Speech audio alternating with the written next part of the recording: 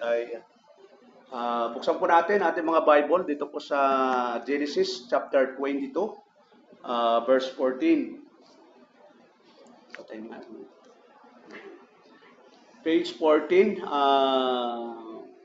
And Abraham called the name of that place Jehovah Jireh, as it is said to this day, in the mount of the Lord it shall be provided. So, purihin po ang Diyos sa pagkabasa ng mga salita ng Panginoon. Tayo po'y manalangin. Salamat po Diyos sa gabing ito, sa isang pagkakataon muli na kami po'y narito upang kayo po'y aming sambahin, purihin at dakilain sa banal mong pangalan. Sa oras na ito, Diyos, humihingi po kami ng pangunguna't paggabay mo. Nawa po ang banal ng Espiritu ang magturo sa batis sa amin, lalo na po sa lingkod nyo. Nanawa ang mga salita lamang ang mamutawi sa labi ko upang kami po ay magkaroon ng encouragement, kalakasan espiritual sa aming paglilingkod sa temporal na mundong ito, Lord. Salamat po Diyos, pangunahan mo po ang batis sa amin sa pangalan ni Jesus. Amen. So dito po makikita natin mga kapatid, ang ating pag-aralan ngayon ay yung tinatawag pong the supreme test of faith. Yung pangyayari po sa buhay po ni Abraham, na yung pinaka-context nito po ay yung tinatawag pong after God established His covenant with Abraham, He gave him yung tinatawag na hardest trial, yun, even given to man. So makita natin na mula nung pagkatawag kay Abraham ay nandun na po yun, na ibinigay po yung promise. So yung context, yung tinatawag na in-establish ng Panginoon, yung covenant kay Abraham. Tapos yung purpose ng trials ay not to harm him, hindi para saktan siya, but to prove his faith, reveal what is in heart, and show us a picture of the gospel of Jesus Christ. So mamaya makita natin yung main lesson ng ating pag-aralan. True faith surrenders all to God. So kailangan bilang tayo yung mga Kristiyano, mananampalataya katulad ni Abraham, talagang totally surrender sa Panginoon. God provides everything needed for salvation. Alam natin, yung eternally, kahit sa panahon ni Abraham, makita natin, nag-provide siya ng ihandog, no? We bring nothing, He gives all. Dapat, wala naman tayong talagang dinala. So, sa magitan ng mga banal na kasulatan, makita natin na Hebrew 11:17, sabi po doon, by faith Abraham, when he was tried, offered up Isaac, and that he received the promises, offered up his only begotten son. Sa pananampalataya, nang subukin si Abraham ay nihandog si Isaac, o siyang tumanggap na may galak na mga pangako, ay siya naghandog sa kanyang bugtong na anak. Yon, sumakita natin na from the time ng Genesis 22, Hebrew 11:17, ay nandoon nakalagay po yung ginawa na ni Abraham sa tinatawag na trials o testing na ginawa ng Diyos sa kanya. Kung paano nagkaroon ng response ang ating kapatid na Abraham. Patayin mo naman. So, the test, tingnan natin yung test, yung God demands all. So, tingnan natin yung mga verses, mga kapatid. So, tingnan natin yung Genesis, chapter 22. Kita natin, para maano lang po natin. Genesis chapter 22, verse 1. Sabi noon, it came to pass after these things that God tempted Abraham and said him, Abraham, and he said, behold, there I am. At nangyari pagkatapos ng mga bagay na ito na sinubok ng Diyos si Abraham, at sa kanya'y sinabi, Abraham, at sinabi, narito ako. Yon. So, mabilis ang response ni Abraham sa tawag ng Panginoon. Yung iba kasi nagbibingi-bingihan. Pero dito, maganda po yung response ni Abraham. Ito yung tinatawag na the test na God demands all. So, tingnan natin yung makikita natin doon sa mga verses na ito, verse 1 to 8. And he said, take now thy son, ito na po, thy only son Isaac, whom thou lovest, and get thee into the land of Moriah and offer him there to our burnt offering upon one of the mountain which I will tell thee of. At kan sinabi ko mo ngayon ang iyong anak, ang iyong bugtong na anak na si Isaac, na iyong minamahal at pumaroon ka sa lupain ng Moriah, at hiyain mo siya roong handog na susunugin sa ibabaw ng isa sa mga bundok na aking sasabihin sa iyo. So makita po natin dito mga kapatid, alam naman natin na yung anak na Abraham, na si Isaac, ito ay bunga ng pangako ng Diyos sa kanya sa kanilang katandaan ni Abraham at ni Sarah, no? Pero dito na ngayon, no, na siya po ay sinubok at hinihingi ng Diyos ngayon yung kanyang anak para ihandog, no? So medyo kung titingnan natin, medyo masakit po sa kanya yon kasi promise, tapos gayon hinihingi na ng Diyos. Sabi do sa verse 3, na Abraham rose up early in the morning. Yun, so itong marami nating makikita mamaya dito na yung command na ihandog si Isaac, hindi ho nagtutol, hindi nagkaroon ng pagtatalo, hindi nagkaroon ng hindi magandang reaksyon si Abraham nung hiningi na Diyos sa kanya si Isaac. Ang nangyari sa verse 3, and Abraham rose up early in the morning. Bakit gumising ng maaga? Kasi sasamba si Abraham, and saddled his ass and took two of his young men with him and Isaac his son, and cleaved the wood for the burnt offering, and rose up and went into the place of which God had told him. Yun. So sinabi kasi ng Diyos kung saan sila pupunta, anong gagawin.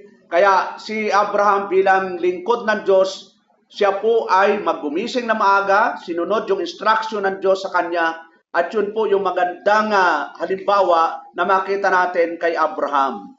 And verse 4, then on the third day, Abraham lifted his eyes and saw the place afar off. Nang ikatlong araw, itiningin ni Abraham ang kanyang mga mata at natanaw niya ang dakong yaon sa malayo. So, pangatlong araw pa lang mga kapatid, natanaw pa lang niya yung kanyang pupuntahan sa malayo pa. So, 3 araw na po silang naglalakbay. Anong gagawin nila? Sasamba sila, maghahandog doon sa bundok ng Moriah. So, tayo mga kapatid, ilang oras ba tayo maglakbay para papunta sa bahay-sambahan? Sila 3 araw. Natatanaw pa lang nila yung kanilang sasambahan. Ay gawin kaya natin ngayon, mga kapatid, doon po tayo samba sa Bacolod next Sunday. May pupunta pa kaya sa Bacolod para sumamba? Pwede, aeroplano, 1 hour lang yan eh. Ito, 3 araw, naglalakad, mga kapatid. Pero dahil nga, nandun yung commitment nila sa Diyos, nandun yung mataas na pananampalataya, hindi nila tinitingnan yung layo. Ang nararamdaman nila ay sumamba sa Diyos. Wala hong layo, walang hirap na iniisip sila. Ang iniisip nila makapagsamba sa Diyos. Ganun po dapat tayo mga mananampalataya. Huwag mo iisipin ako ang layo, ang pagod, ang init, ay kung lahat ng katuwiran gagawin natin. Kahit pa nasa tabi mo ang bahay-sambahan, hindi mo magagawang sumamba. Bakit ito? Marami nating katuwiran. Maglalaba, magluluto, yun. Nasa loob pa lang ng bahay, marami pwedeng ikatuwiran. So, pero ito mga kapatid, din in the third day, 3 araw po silang naglalakad. At sa 3 araw, hindi pa nga sila nakakarating. Sabi doon, and so the place afar off, natatanaw pa lang nila nasa malayo yung kanilang pupuntahan. In verse 5, and Abraham said unto his young men, abide you here with the ass, and I and the lad will go yonder and worship and come again to you. At sinabi ni Abraham sa kanyang mga alila, magintay kayo rito, 10 ng asno, at ako at ang bata, tumutukoy po kay Isaac, ay paroroon doon, at kami ay sasamba, at pagbabalikan namin kayo. Yun, anong gagawin nila doon sa pupuntahan nila? Sasamba, mga kapatid. Ilang araw po sila naglalakad? 3 araw. 3 araw, hindi pa sila nakarating. Natatanaw pa lang nila yung lugar na sasambahan nila. Hindi sila nagreklamo, hindi sila nagsabing malayo, 3 araw na Lord. Ang hirap, ang pagod, ang pawis, gutom. Wala akong ganun mga kapatid. Kasi nga, nauunawaan nila na yung sasamba nila ay Diyos na makapangyarihan sa lahat. Kaya mataas yung kanilang pananampalataya, mataas yung kanilang gusto na sumamba, nauunawaan nila na yung sinasamba nila yung may-ari ng langit at lupa. Ganun dapat tayo. Nauunawaan natin na God is sovereign. He controls all things. He created all things. Pag ganun ang pagkakilala natin sa Diyos, gaganahan po tayong sasamba sa Diyos. Hindi po tayo magiging tamad. Hindi wala tayong katuwiran na hindi gawin yung mga dapat gawin bilang mga worshipers of the Lord. Ito po, ang layo. 3 araw, natatanaw pa lang nila yung lugar na sasambahan. At ano sabi po sa verse 6, and Abraham took the wood of the burnt offering and laid it upon Isaac, his son, and he took the fire in his hand and a knife, and they went both of them together. So, kompleto. Kapag nung sumamba rito si Abraham, papunta sa lugar na kanilang sasambahan, i-prepare na po nila yung kanilang lahat ng gagamitin sa pagsamba. Yun, ganun mo yun. And Abraham took the wood of the burnt offering and laid it upon Isaac his son, and he took the fire in his hand and a knife, and they went both of them together. Yon. Kompleto yung gagamitin sa pagsamba. Yung ihandog, yung anak niya, hindi alam nung bata yun na siyang ihandog eh. Mayroon na pong patalim na gagamitin sa sa ihandog, kasi yun po yung proseso doon, na kapag sasamba ka, mayroon kang ihandog na ititigis na dugo doon sa altar. At yun nga po yung hiningi ng Diyos kay Abraham, yung kanyang kaisa-isang anak. At sabi doon, and they went both of them together. So pumunta po sila parehas nung anak niyan si Isaac doon sa Mount Moriah. At ang sabi doon, sa verse 7, and Isaac spake unto Abraham his father and said, my father. And he said, here am I, my son. Alam mo, nagtatanong yung anak niya. Anong sabi ng anak niya? Nagsalita si Isaac kay Abraham na kanyang ama, na sinabi, ama ko. At kanyang sinabi, narito ako, anak ko. At sinabi, narito ang apoy at ang kahoy. Ngunit saan naroon ang korderong pinakahandog na susunugin? So nagtanong yung anak niya, mga kapatid. Kompleto yung apoy, yung kahoy, yung lahat ng gagamitin. Nagtanong yung anak niya, saan yung susunugin? Anong sabi ni Abraham, kapatid? And Abraham said, my son, God will provide himself a lamb for a burnt offering. So they went both of them together. Pero tandaan po natin, alam ni Abraham na yung kanyang ihahandog ay sino po? Yung anak niya. Hindi lang niya masabi ng diretso. Ang sabi lang po niya, and Abraham said, my son, God will provide himself a lamb for a burnt offering. So they went both of them together. At sinabi ni Abraham, ang Diyos ang maghahanda ng korderong pinakahandog na susunugin. Anak ko, ano pat sila'y kapwa yumaong magkasama. Sa palagay niyo, kapatid, kung kayo ang kasama ng anak ni Isaac, ano mararamdaman niyo, mga kapatid? Masakit po sa kanya. At mismo siyang sasaksak sa anak niya. Pero dahil nga mas naunawaan ni Abraham yung pagiging makapangyarihan ng Diyos, na siya ang nagbigay at siya rin ang babawi, wala akong magagawa. Kaya makikita natin na yung response ni Abraham po dito, wala akong pagtutol, walang complain, walang anumang resist na makikita natin kay Abraham, kundi nandun na yung pagsunod niya ay talagang taos sa puso niya. So, ano yung punto dito, mga kapatid, sa ating binasa mga verses? Sabi doon, God called Abraham. Yun, he did not tempt him to sin, but tried and proved his faith. Yun, kasi hindi, yung word na tempt po doon, sa ating binasa sa verse 1, hindi nangangahulugan at tinukso ng Diyos si Abraham. Bakit to? Kung babasahin po natin yung James chapter 1, verse 13, sabi po doon, let no man say, when he is tempted, I am tempted of God, for God cannot be tempted with evil, neither tempted he any man. Huwag sabihin ng sino mang pagkasiya'y tinutokso, ako'y tinutokso ng Diyos sapagkat ang Diyos ay hindi matutokso sa masamang bagay at hindi naman siya nanunokso sa kanino man. So ibig sabihin yung tempt doon, hindi ibig sabihin ay tinukso kundi yung testing, trial ng pananampalataya ni Abraham. So command same contrary to promise. Tingnan natin yung nung promise ng Panginoon parang nakontra dito sa nangyari. Ano po yung promise ng Diyos kay Abraham? Doon sa Genesis 21:12, ang sabi po ng Diyos, bago nangyari yung tinatawag na testing, and God said unto Abraham, let it not be grievous in thy sight because of the lad and because of thy bondwoman, and all that Sarah had said unto thee, hearken unto her voice, for in Isaac shall thy seed be called. Yon, ito ang promise. Tapos ngayon, hinihingi ng Diyos kay Abraham yung anak niya. At sinabi ng Diyos kay Abraham, huwag mong babigatin ito sa iyong paningin. Dahil sa iyong alipin, sa lahat na sasabihin sa iyo ni Sarah ay makinig ka sa kanyang tinig, sapagkat kay Isaac tatawagin ang iyong lahi. So promise po yun. So ito na ngayon. Pero alam ni Abraham yung promise. Pero, and yet Abraham obeyed without question or delay.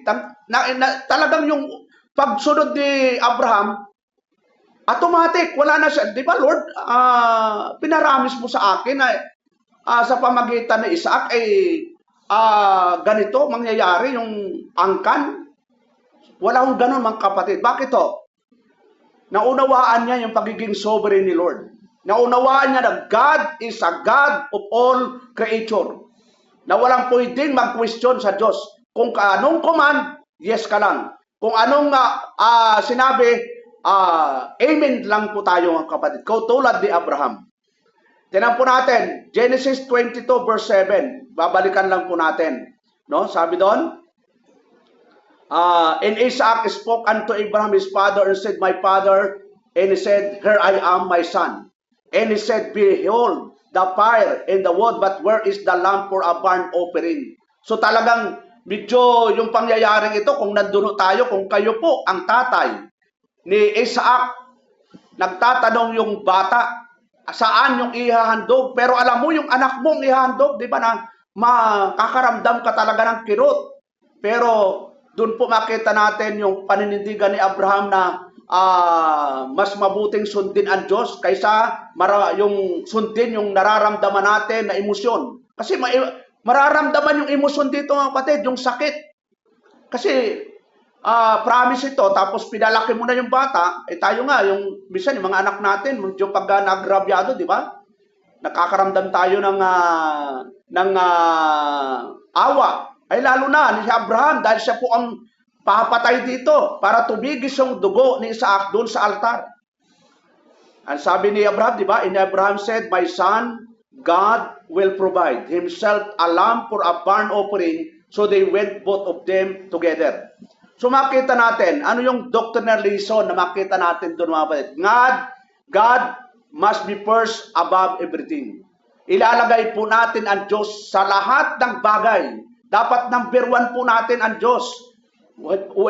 Isa lang alang natin yung emosyon natin, yung family natin, dapat secondary lang po sila. Family, position, promises, mga nararamdaman natin, dapat yung true faith natin, ibibigay natin sa Diyos. Sabi nga, di ba, love God above all. Yun ang ginawa ni Abraham. Talagang kung anong command, God must be first above everything. Pwede niya namang pigilan ni Sarah, di ba? Alam din ni Sarah na gano'n ang mangyayari. Pero dahil nga alam nung mag-asawa, hindi natin alam yung reaksyon ng babae. Pero alam natin, bilang magulang, masakit po sa kanila. Pero bilang maka-Diyos, yan po, God must be first above everything. Faith, trust God even when we cannot understand. So, alam natin, sabi doon, Abraham believed God could raise Isaac from dead to fulfill His word. Yun. Babalikan lang po natin yung 11. Tingnan natin, 11. Hebrew chapter 11 mga kapatid. Tingnan natin sa 19. Hebrew chapter 11. Chapter 11 verse 19. Sabi po dito, accounting that God was able to raise him up even from the dead, from whence also he received him in figure. Yun. So, siyempre, yung mga verse 17, kung babalikan natin, by faith, Abraham, when he was tried, offered up Isaac, and he that had received the promises, offered up his only begotten son. Sa pananampalataya, nang subukin si Abraham, ay inihandog si Isaac. O siyang tumanggap na may galak ng mga pangako, ay siyang naghandog sa kanyang bugtong na anak. Nung ine-promise ng Diyos kay Abraham na manganganak ka, dahil sa ganitong panahon, di ba, tumawa pa nga si Sarah dahil matanda na sila, paano magkakaanak? Nilipasan na ng panahon. Masayang-masaya yung mag-asawang yun. Pero tinan po natin, sabi doon, of whom it was said that in Isaac shall thy seed be called. Sa makatuwid bagayaong pinagsabihan kay Isaac ay tatawagin ang iyong binhi. Tapos sa verse 19, na iniisip na maging sa gitna ng mga patay, maaaring buhayin siyang maguli ng Diyos. Mula diyan, di naman ay muli siyang tinanggap na isang halimbawa. 20, by faith, Isaac blessed Jacob in Esau concerning to come. So, pinagpala, makita natin na mamaya kung anong nangyari po doon. So, yung tinatawag na types of the father and son. Abraham giving Isaac, God the Father giving His only begotten Son, Jesus Christ. Siyempre alam natin na yung figure nung nangyari kay Abraham at Isaac ay ito ay nilalarawan lang nung ginawa ng Ama, ibinigay yung kanyang bugtong na anak. Kung titignan po natin yung John 3:16, mga kapatid, tingnan po natin yung ating mga Biblia, dito po sa John 3:16. So, for God so loved the world that He gave His only begotten Son, that whosoever believeth in Him should not perish but have everlasting life. Siyempre, marami pong mga topic na pwede nating aralin dito. Pinakapunto mga kapatid dito, ang Ama na siyang talagang nagbigay ng kanyang bugtong na anak. Ilarawan na ginawa ni Abraham na kinusang ibinigay. Sabi doon, He gave His only begotten Son. Ano ang reason? That whosoever believeth on Him. Examine whosoever believeth, bunga-buhay na po yon, yung sumampalataya. Hindi ito imperative. Ito po ay declarative. Ibig sabihin, dinideklara po ng John 3:16 ng whosoever believeth on Him should not perish but have everlasting life. Mayroon na pong buhay na walang hanggan, di na po mapapahamak. So, napakaraming aral nito. Pero makita lang po natin na may ang Diyos doon sa kalangitan may ibinigay na ang kanyang bugtong na anak. Yung figure nung ginawa ni Abraham ang kapatid. So, salvation is God's work. Yon.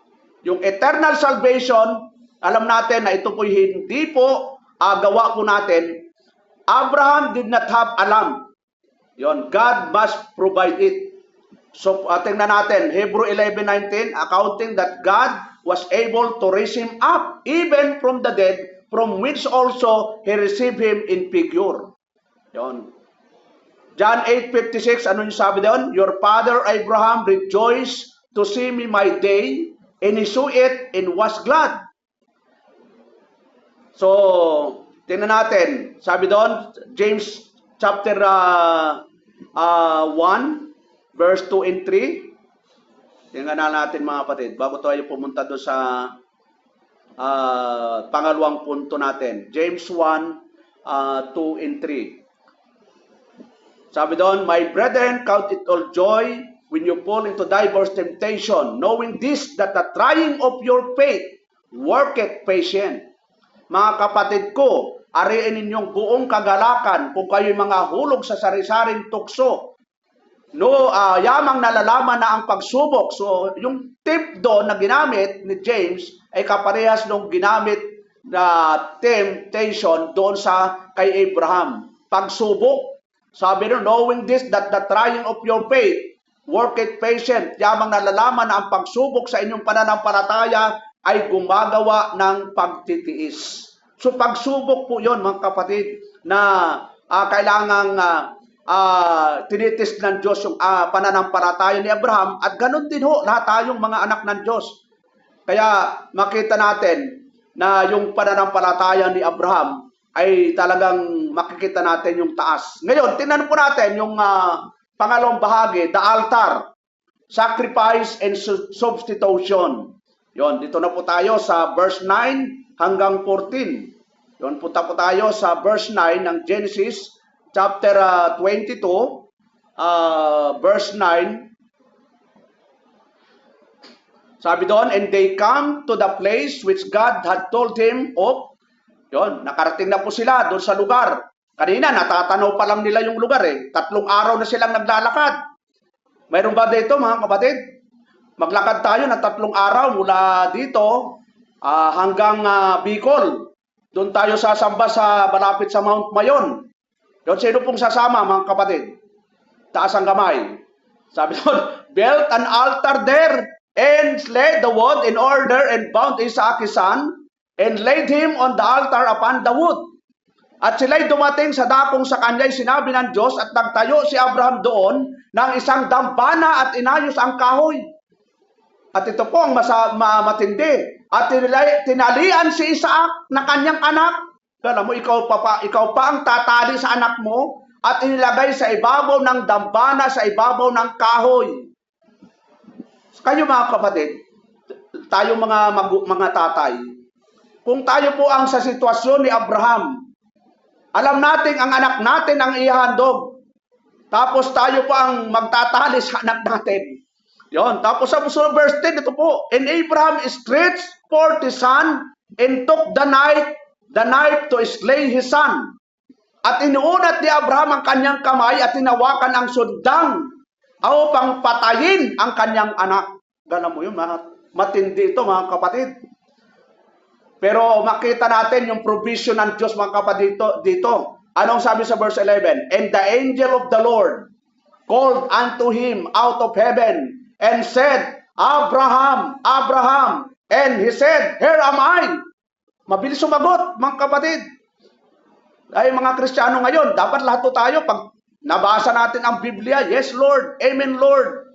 Ito si Abraham, ang bilis sumagot. Sabi ng angel, and the angel of the Lord called unto him out of heaven and said, Abraham, Abraham.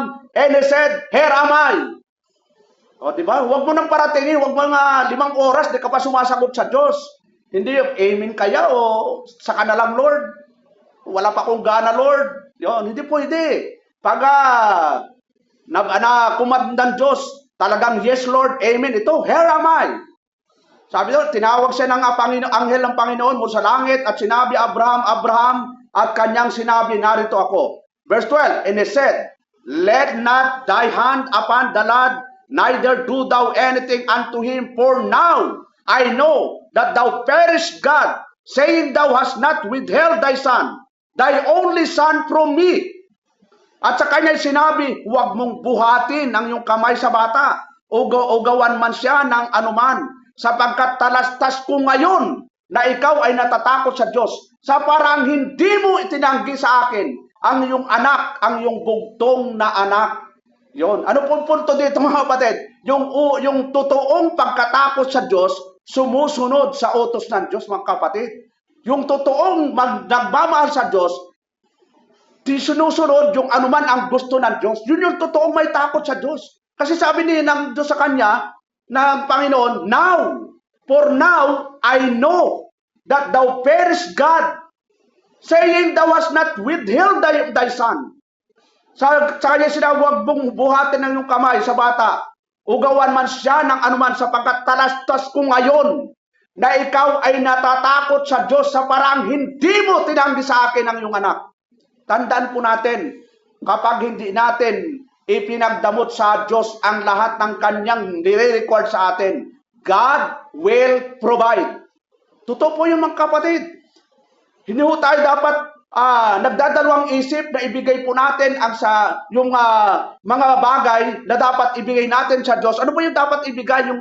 Yung oras natin. Yung tulad ngayon, virtual fellowship.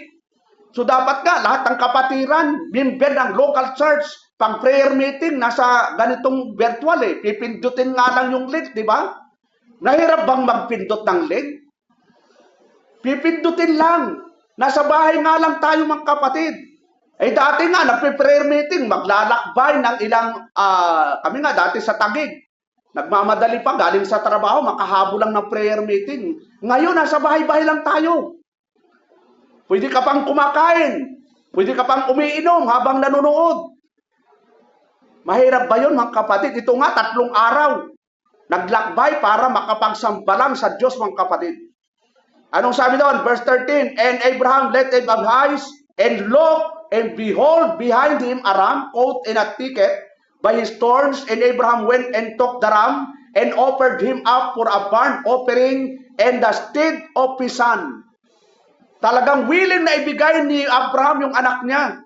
Pero nakita ng Diyos yung kanyang pananampalataya. Kaya hindi tinuloy ng Diyos yung kanyang, hindi nangyari na yung anak niyang maihandog.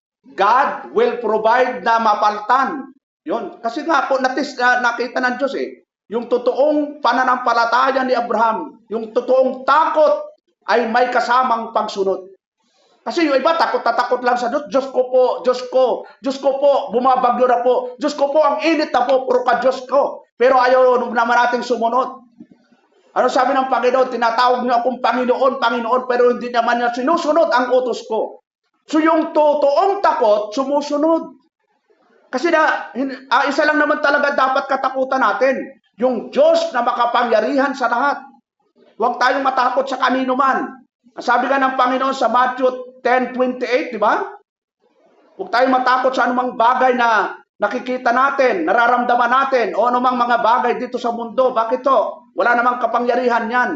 Ang sabi doon, and fear not them which kill the body, but are not able to kill the soul, but rather fear him which is able to destroy both soul and body in hell. Ang Diyos po ang dapat ating katakutan. At tanda na tayo natatakot, sumusunod po tayo sa kanyang mga utos. At anong sabi, di ba, sa Ecclesiastes, mga kapatid? Tingnan natin yung Ecclesiastes. Chapter 12, verse 13. Katunayan na ikaw ay natatakot. Ano po yung sabi sa 13? Sabi doon, let us hear the conclusion of the whole matter. Yun, conclusion of the whole matter. Per God. Anong sunod? And keep His commandments. For this is the whole duty of man. Ito ang wakas ng bagay. Lahat ay narinig. Ikaw ay matakot sa Diyos. At ano pa? At sundin mo ang kanyang mga utos. Sapagkat ito ang buong katungkulan ng tao. Yan po ang ginawa ni Abraham, ang kapatid. Natakot siya at sumunod. Mahirap po yung ginawa niya. Pero dahil nga, yung kanyang pagkatakot, sinamahan niya ng aksyon. Alam mo, takot na takot ka, pero sumusuway ka naman sa Diyos. Anong klaseng takot yun? Para lang tayong mga masamang espiritu. Tingnan po natin yung mga demonyo, kung paano natatakot sa Diyos. Takot na takot din sila. Dito po sa sa James po pala. Tingnan po natin, James chapter 2, verse 19. Ano pong sabi dito? Thou believest that there is one God, thou doest will. The devils also believe and tremble. Alam mo, mas matindi itong mga demonyong ito. Hindi tayo nagmumura, binabasa ko lang ito. Ang sabi dito, ikaw ay sumasampalataya na ang Diyos ay isa. Mabuti yung ginagawa. Ang mga demonyo man ay nagsisampalataya at nagsisi, panginig pa. Alam mo, ang grabe pala itong mga demonyo. Ano yon? Nagsisasampalataya pa, nanginginig pa. Ay pag wala tayong aksyon, puro tayo panginig, puro tayo sampalataya, ay parang katulad tayo ng mga masamang espiritong ito. So, gaya natin si Abraham, ang kapatid. Yung patakot niya, sinamahan niya ng pagsunod. Kahit mahirap. Dahil mahal niya ang Diyos. Hindi niya inalintana yung hirap. Kasi doon na yung hirap, papunta naman tayo sa eternal na langit, di ba? Temporal lang naman ang hirap natin dito, kapatid Hindi ho pang matagalan. Pang temporal lang. Kaya tsaga-tsaga lang. Saan ba tayo? Sabi doon, Verse 14, and Abraham called the name of that place Jehovah Jireh, as it is said to this day, and the mount of the Lord it shall be seen. God will provide. Ang Diyos po ang nagpo-provide. Kaya makita natin yung ginawa ni Abraham dito. Sabi doon, tingnan po natin, doctrine lesson, complete surrender proves true faith. Words are not enough. Yung salita lang, naku, pastor, mahal na mahal ko ang Panginoon. Ano mo, pastor? Grabe talaga ang Lord. Napakabuti ang Diyos sa buhay ko. Puro kang kabutihan, pero nagbabasa ba tayo ng Bible? Nananalangin ba tayo? Pag mayroong fellowship ba, napapriority natin? Pag may virtual na fellowship, ganito mga kapatid, na naka-mindset na ba sa atin na every Wednesday may virtual fellowship? Yun. Dapat nagmamadali tayo. Dapat talagang wag na nating parang isinasantabi natin ang ministry ng Panginoon. Ang sabi doon, complete surrender proves true faith. Words are not enough. Faith acts yields all to God. Substitutionary atonement, the heart of the gospel, yung ram na figure died for Isaac. Yung ram, nagpipigure po ito, Christ died for us, the just for the unjust. Tingnan natin yung 1 Peter mga kapatid, chapter 3 verse 18. Kung makakita natin yung ganda ng sinasabi ng ni Peter. For Christ also had once suffered for sins, the just for the unjust, that he might bring us to God, being put to death in the flesh, but quickened by the Spirit. Sapagkat si Kristo man ay nagbataring minsan dahil sa mga kasalanan, ang matuwid dahil sa mga di matuwid, upang tayo'y madalan niya sa Diyos, siyang pinatay sa laman, ngunit binuhay sa Espiritu. Alam mo yun mga kapatid, kaya yung ginawa na ating Panginoon, larawan yun ang ginawa na Abraham sa kanyang anak. Pero siyempre, ang pinaka malawak pong ginawa, yung ginawa ng ating Panginoon, kaya mo yun, siya po yung tinatawag na substitution. Ano yung ibig sabihin ng substitution? Na sa halip na tayo ang parusahan ng Diyos, ang Panginoong Jesucristo ang nag-ako ng kasalanan na hindi niya naman ginawa. Sino ang gumawa? Tayo po. Sino mang mga gumawa? Yung mga ibinigay ng Ama sa Kanya. Sapagkat yung mga binigay ng Ama sa Kanya ay mayroong mga kasalanan na dapat tubusin. Tinangan po natin yung 6:37. Sabi doon, all that the Father giveth me shall come to me, and him that cometh to me I will no wise cast out. For I came down from heaven not to do my own will, but the will of him that sent me. And this is the Father's will, with that sent me, that that of all which he had given me, I should lose nothing, but should raise it up again at the last day. So, doon po epektibo yung pagkabatay ng ating Panginoon. Doon sa lahat ng ibinigay ng Ama sa Kanya. Epektibo po lahat yun. Ay napakarami po yun. Ilan po ang bilang? Ang bilang po, tinan po natin kung gaano karami yung tinubos ng ating Panginoong Jesucristo. Dito po sa Revelation chapter 5 verse 9. Ang sabi po ni John the Beloved, and they sang a new song saying, Thou art worthy to take the book and to open the seals thereof, for thou wast slain, and hast redeemed us to God by the blood out of every kindred. Dalawa, in every kindred, mayroong tinubos ang ating Panginoon. And every tongue, and people, and nation. At sila'y nangag-awitan ng isang bagong awit na nagsasabi, ikaw ang karapat-dapat na kubuha ng aklat at magbukas ng mga tatak nito. Sapagkat ikaw ay pinatay. Alam mo, sinong pinatay? Ang ating Panginoon. At binili mo sa Diyos ng iyong dugo, ang mga tao sa bawat angkan at wika at bayan at bansa. Binili ng Diyos. Anong pinambili ng Panginoon anong pinambili? Yung kanyang sariling dugo.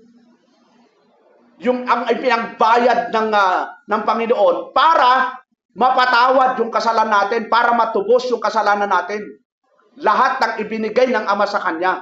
Siya ang nagbayad, mga kapatid. Kaya ano po ang gagawin natin? Maglingkod na lang po tayo ng buong puso. Huwag yung magdadalawang isip. Magdadalawang isip pa ba tayo? Lahat ng nangyayari na. Malapit na mangyari, mga dapat mangyari. Di ba? Nangyari na yung pinag-aralan namin kagabi, yung tinatawag pong eschatology. Siyempre, yung mga prophecy doon, in almost na-fulfill na, ang hinihintay na lang natin mga kapatid, ay yung pagbabalik ng ating Panginoon para kunin na po lahat ng mga anak niya. Kaya sinasabi po dito sa 1 Thessalonians, chapter 4, di ba dapat na-excite po tayo dito eh. Ano pong sabi doon? For the Lord Himself shall descend from heaven with a shout, with the voice of the archangel, and with the trump of God, and the dead in Christ shall be raised first. Ito yung mangyayari. Verse 17, then we which are alive and remain shall be caught up together with them. Lahat po ng tinubos ni Kristo, lahat po ng anak ng Diyos, wala pong maiiwan. And the clouds to meet the Lord in the air, and so shall we ever with the Lord. Walang maiiwan. Hindi natin paniniwala na mayroong maiiwan. Lahat po ng anak ng Diyos, lahat po ng mga pinili ng Ama, lahat yun ay makakasama. One time lang ang pagbabalik ng Panginoon. One time din kukunin lahat ng mga anak ng Diyos. Ano sabi doon? Kung magkagayon, tayong nangabubuhay ng natitira, ay agawin kasama nila sa mga alapap upang salubungin ang Panginoon sa hangin at sa ganito, sa Panginoon tayo. Ito, napakagandang balita. Ano yung magandang balita? Mapapasa Panginoon tayo, magpakailanman. Aywan ko kung gusto nyo bumalik pa sa mundong ito. Kasi pag gusto nyo, wala na kayong babalikan. Bakit to? Pagkalis natin dito, judgment day na eh. Pupugnawin na ng Diyos ito sa pamagitan ng apoy. Sabi ng si Can Peter, apoy naman, nakaready dito. So yung punto dito kapatid, yung redeem o yung mga tinubos ni Kristo, larawan po ito. Na yung ginawa ni Abraham, ito po ay figure ng ginawa ng ating Panginoon for legal salvation. Yung tinatawag na substitution atonement. Yung tinatawag na substitutionary atonement. Different type in truth. God spared Isaac. God did not spare His own son. Jesus actually died, suffered, and poured out His blood for our sins. Alam mo, tumigis ang dugo ng ating Panginoon para sa kasalanan natin. Kung babasahin natin yung nangyari sa ating Panginoon mga kapatid, napakahirap po yung sitwasyon. Balikan lang po natin yung nangyari sa ating Panginoon. Sa Isaiah chapter 53, maluluho ka, maaawa ka dahil sa nangyari. Ewan ko kung naiiyak kayo. Yun. Panoorin nyo. Kasi kung yung nangyari sa Panginoon, yun po yung ginawa niya para sa kasalanan natin. Anong sabi doon? Sinulatin sa verse 1, who had believed our report, and to whom it is the arm of the Lord revealed. For he shall grow up before him as the tender plant, and as a root out of a dry ground. He had no form, nor some comeliness, and when we shall see him, there is no beauty that we should desire him. Alam mo, wala siyang beauty sapagkat siya'y tumubo sa harap niya na gaya ng sariwang pananim at gaya ng ugat sa tuyong ilupa, walang anyo o kagandahan man. At pagka atin minamasdan siya, ay walang kagandahan na mananais tayo sa kanya. Verse 3, he despised and rejected of men, a man of sorrows and acquainted with grief. And we hid as it were our faces from him. He was despised, and we esteem him not. Siya'y hinamak at itinakwil ng mga tao, isang taong sa kapanglawan, alam mo yun mga kapatid, yan ang figure ng ating Panginoon. At bihasa sa karamdaman, at gaya ng isa na pinagkublihan ng kanilang mukha ng mga tao, na siya'y hinamak, at hindi natin hinahalagahan siya. Alam mo, hindi natin pinahalagahan yung kanyang kamatayan. Samantalang kaya siya namatay para sa kasalanan natin. Ano ba ang ginagawa natin mga kapatid? Parelax-relax tayo. Para wala tayong, di ba, parang sinasabi natin, wala tayong utang na loob eh. Hirap na hirap po ang ating Panginoon sa ginawa na sa Kanya. From the time na sinilang ating Panginoon, hanggang siya'y mamamatay doon sa cross ng Kalbaryo, ginawa niya yun para sa kasalanan natin. Tayo ngayon, ano pong gagawin natin? Konting hirap, ayaw ko na pastor. Konting struggle, stop muna ako pastor. Pastor, ganito na lang. Samantalang ating Panginoon, mula kapanganakan hanggang mamatay, ganan doon po yung hirap.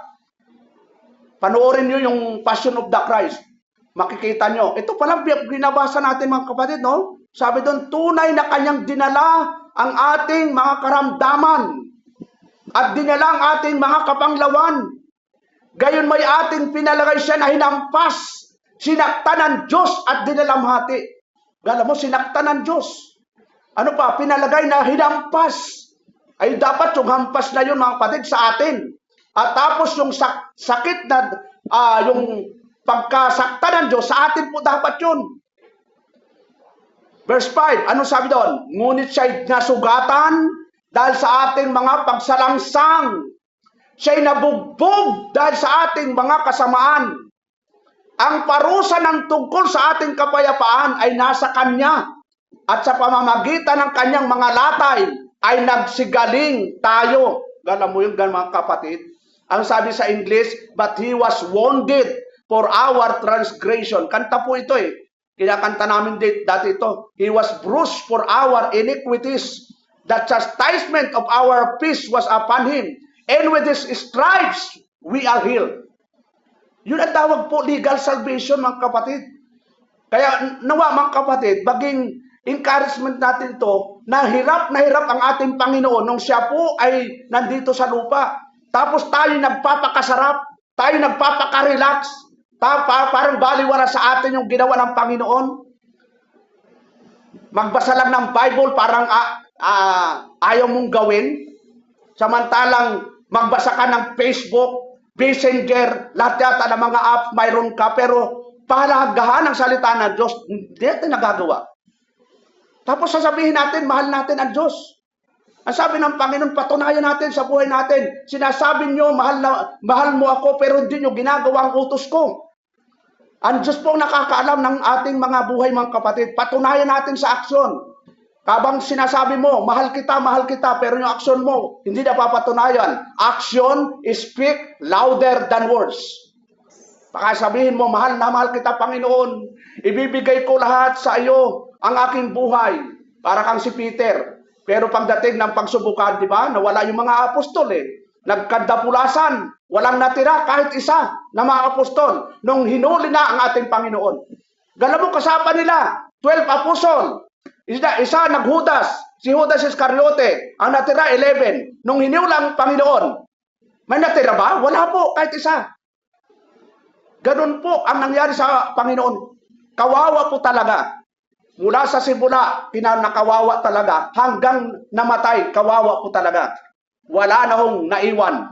Ngayong may pagkakataon po tayo mga kapatid, ipatunayan po natin na talagang tayo totoong mga disciples ng Panginoon. Totoo tayong mananampalataya. Huwag pa-relax-relax yung kalaban natin, hindi nagre-relax. 24 hours, may activity. Tapos tayong totoong nagsasabi, alam mo, kami totoo, kami primitive, Baptist, original, first in doctrines, in practice. Pero anong ginagawa natin? Masisipag sila na dapat tayong masisipag. Pero saan tayo masipag? Tapos sasabihin natin, mali sila, mali sila. Mali sila, anong ginagawa natin?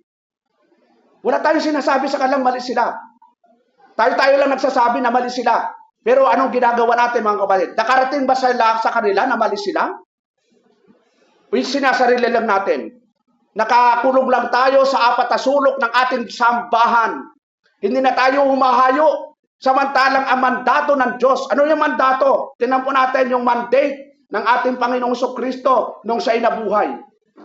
Ano po yung sabi dito mga kapatid? Matthew 28:20. Sabi po dito, sa 20, teaching them to observe all things whatsoever I have commanded you. In law, I am with you always, even unto the ends of the world. Amen. Yun ang mandato ng ating Panginoon. Nabasa lang natin yung buhay ni Abraham, pero yung tipo noon, yung pinaka-type, yung ginawa ng ating Panginoong Jesucristo. Yung mandato, humayo. Bakit to? Kung alam natin maraming elect sa buong mundo, huwag ho tayong magpaka-relax. Ang dami ho, kapitbahay mo. Malay mo, elect yan, born again yan. Malay mo, kaibigan mo. Malay mo, kakilala mo.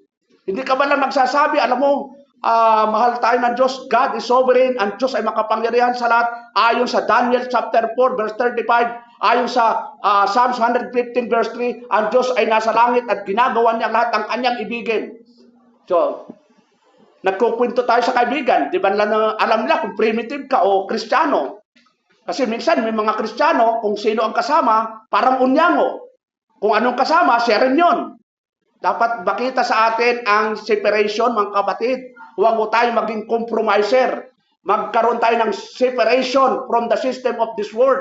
Sabi ni Apostle Paul, Romans 12:2, tinangan natin mga kapatid, Romans 12:2, sabi ni Apostle Paul, I be not conformed to this world, but be transformed by the renewing of your mind, that you may prove, yun, what is that good and acceptable and perfect will of God.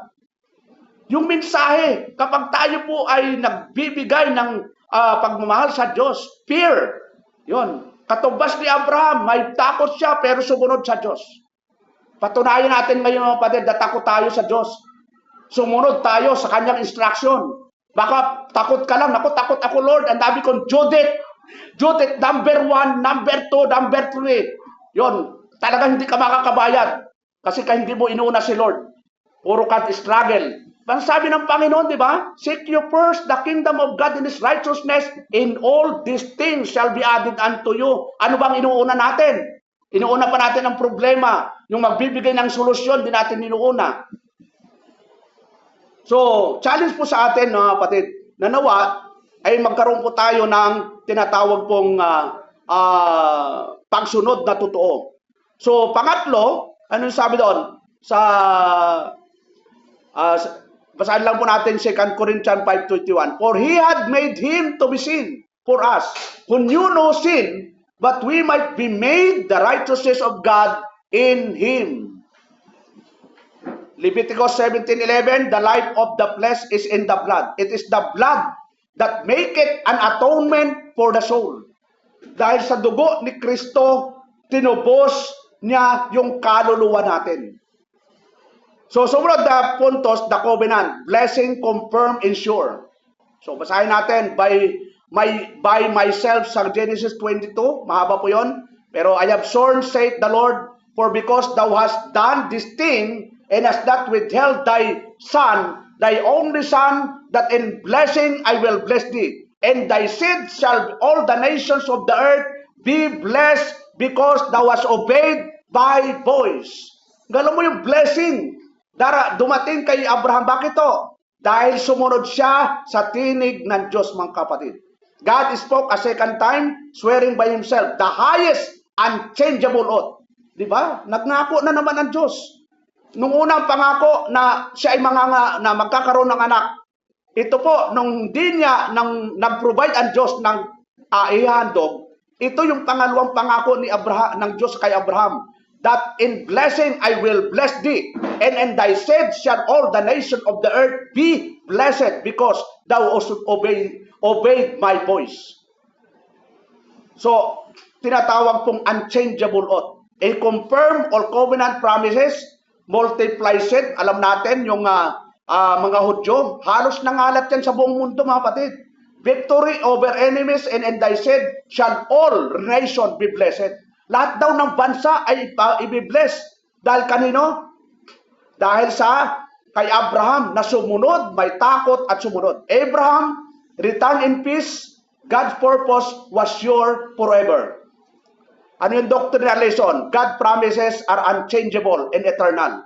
His word by Himself, His covenant of grace cannot be broken. Tingnan po natin sa Hebrew chapter 6. Yan, overtime lang tayo, mga kapatid. Masarap naman ang Word of God eh. Nandyan lang naman kayo sa bahay, di ba? Di naman tayo maglalakad. Huwag na lang tulugan. Hebrew chapter 6, verse 13 to 18. Anong sabi po ng verses 13 to 18? Sabi doon, for when God made promise to Abraham, because he could swear by no greater, he swear by himself. Sapagkat nang mangako ang Diyos kay Abraham, palibas ay hindi niya maipanumpa ang anumang lalong mataas, ipanunumpa ang kanyang sarili, saying, surely, ano yung sinabi ng Diyos? Surely, blessing, I will bless thee, and multiplying, I will multiply thee. na sinasabi tunay na pagpapala ay pagpapalain kita at sa pagpaparami ay pararamihin kita. And so, after he had patiently endured, he obtained the promise. At sa ganito, nang makapag-intay, so, na may pagtitiis, so kapag ang mga pangako ng Diyos, hindi naman kaagad darating yan. Kailangan mag-intay tayo na may pagtitiis, na tulad ng ginawa ni Abraham, ay nagtamo siya ng pangako. For men barely swear by the greater, and an oath for confirmation is to them an end of all strife. Sapagkat pinanunumpa ng mga taong lalong mataas at sa bawat pagtatalon nila'y ang sumpa sa pagpapatuo ang siyang katapusan. Verse 17, wherein God dwelling more abundantly to shew unto the heirs of promise the immutability of His counsel, confirm it by an oath. Sa ganito, sa pagkaibig ng Diyos na maipakitang lalong sagana sa mga tagapagmana ng pangako, ang kawalan ng pagbabago ng kanyang pasya ay ipinamagitan ang sumpa. Dito sa 18, that by two immutable things, in which it was impossible for God to lie. Tandaan po natin, ang Diyos hindi nagsisinungaling. We might have a strong consolation, who have plead of refuse to lay hold upon the hope to sit before us, upang sa dalawang bagay na di mababago, na di maaring ang Diyos ay magbulaan, ay magkaroon tayo ng isang matibay na kasiglahan, tayong nagsitakas na sumakanlong upang mangapit sa pag-asang nalalagay sa ating unahan. So ang gandang mga verses, mga kapatid, no? Talagang magkakaroon tayo ng encouragement sa buhay, mga kapatid. So, yung tinatawag na seed is Christ alone. All blessings come only through Christ, Jesus Christ, not by fleshly descent or works. Tandaan po natin, hindi natin ang totoong blessing ay yung sa spiritual blessing. Yung magkaroon ka ng kapayapaan sa buhay, blessing po yun. Obedient is the fruit, not ground of blessing. Yung pagsunod, ito yung bunga, not ground of blessing. Abraham was saved and accepted long before this. His obedience proved grace was already in him. Kumbaga yung pagsunod ni Abraham, katunayan nun na siya po ay born again na, regenerated na, kasi one of the fruit of the Holy Spirit ay yung tinatawag pong love, pagmamahal sa Diyos. Kasi kung wala kang love, paano mo gagawin yung paghahandog? So sabi nga, may mga born again mera sa lumang tipan, mayroon po, no? Si Abel, sumunod sa Diyos. So minsan papag-aralan natin yan, na yung pagiging born again, marami pong born again sa lumang tipan. Nabanggit lang sa New Testament, karamihan mga born again, mga word na born again. Pero sa lumang tipan, na marami na pong mga Christian, mga lingkod ng Diyos na nakaranas na tinatawag na spiritual regeneration. So, yung pinaka-conclusion, all nation blessed in Him, salvation is not only to Israel, the gospel goes to all people as God purposed from the beginning. Siyempre, sa mga elect, sa mga binigay ng Ama sa ating Panginoon. At ang pinaka-conclusion natin, yung summary, Genesis 22 show us three great truths. True faith surrenders all to God, no matter how too hard the trial. So, ano yung number one, mga kapatid? Ang tinatawag na salvation is Jehovah Jireh. God provided the Lamb, Jesus Christ, to die in our place. God's covenant of grace is sure. Yun, yung covenant of grace, unchangeable, and all blessings are in Christ alone. So ano yung application? Do not trust your own works, goodness, or religion. God must provide salvation. Kaya anong gagawin? Surrender all to Him. I-surrender natin lahat. Yung mga bagahe natin, bitawan na natin yon. Prove your faith by obedience. So pagsunod. Yung mga bagahe, yung mga nakaimbak sa puso na hindi maganda, itapon na natin. Sabi ng Colossians, tinapon natin. Colossians 3:5. Yun, tandali na lang po ito. Mga 1 hour pa po. Hindi po. Colossians 3:5. Ano po sabi po dito? Sabi doon ni Apostol Santiago, mortify therefore your members which are upon the earth, fornication, uncleanness, inordinate affection, evil, competition, and covetousness, which is idolatry. Yun. For which things sake the wrath of God cometh on the children of disobedience, na dahil sa mga bagay na yan ay dumarating ang kagalitan ng Diyos sa mga anak ng pagsuway. So pag masuwayin ka, anong dumadating sa iyo? Kagalitan ng Diyos. Kaya huwag natin gagalitin ang Diyos. Paano nagagalit ang Diyos? Pag ginagawa natin yung verse 5. Ano yung verse 5? Yung mga tinatawag na pakikiapid, karumihan, masamang pita, masasamang nasa, kasakiman. Na ano daw yan? Na iya'y pagsampa sa mga Diyos-Diyosan. Anong gagawin natin? Verse 8, but now, anong sa Tagalog yung now? Datapat ngayon, hindi mamaya, hindi bukas, hindi sa isang araw, hindi sa isang taon, but now, ay put off all this anger, wrath, malice, blasphemy, filthy communication out of your mouth. Datapat ngayon, inyo namang layuan. May pinapalayuan tayo. Ang Diyos mga kapatid sa atin. Ang lahat ng mga ito, galit, kapuutan, paghihinala, panunungayaw, mga salitang kalay-halay na mula sa inyong bibig. Verse 9, lie not one to another, saying that you have put off the old man with his deeds. Huwag kayong mga bubulaan sa isa't isa. Yamang hinubad na ninyo ang datihang pagkatao, pati ng kanyang mga gawa. Once na tayo ay naging mananampalataya, born again mga kapatid, ipag-pray po natin na yung mga old nature natin, mga dating gawi, ay naway unti-unti nating ma-overcome. Kasi hadlang po yan sa paglako sa spiritual. Yung mga lust of the flesh, ano pa yon? Lust of the flesh, lust of the eye, and the pride of life. Yung makinig po kayo doon sa preaching ni Elder Ne about pride. Yun, maraming matutunan po natin doon. So ano po, last point natin mga kapatid, pinaka-closing. Thanks be unto God, His unspeakable gift.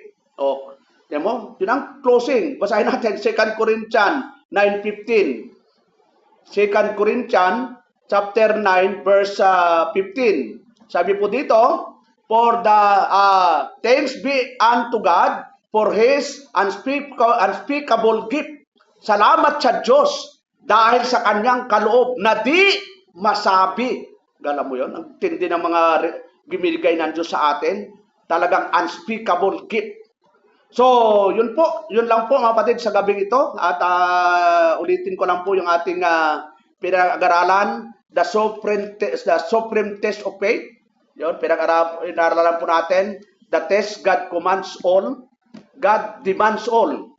Yung pangalawa po, yung tinatawag pong the altar, sacrifice, and substitution.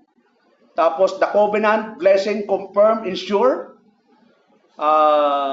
Tapos yung conclusion natin, yun na po yun. Yung summary, ay napag-aralan din na po natin yung pinaka-closing, thanks be unto God for His unspeakable gift. So, yan lang po. At tayo po'y manalangin. Salamat o Diyos sa gabi ito, sa iyong kabutihan, sa iyong biyaya. Salamat o Diyos sa mga salitang aming napag-aralan ngayon na nawa maging hamon ito sa amin na ginawa na po ng Diyos, ginawa na po niyo ang bahagi niyo, God, from eternal salvation, legal salvation, vital phase of salvation, at kahit yung aming mga ginagawa sa amin sa araw-araw, kayo po ang nagbibigay sa amin ng blessing. Nawa po kaming lahat, O Lord, ay kayo po ay bigyan po ng kakayahan, kalakasan at katapangan na masunod namin ang iyong kalooban, O Lord. Salamat o Diyos, at sa natitira po naming oras, kayo po ang mauna at gumabay sa pangalan ni Jesus. Amen. Demasal.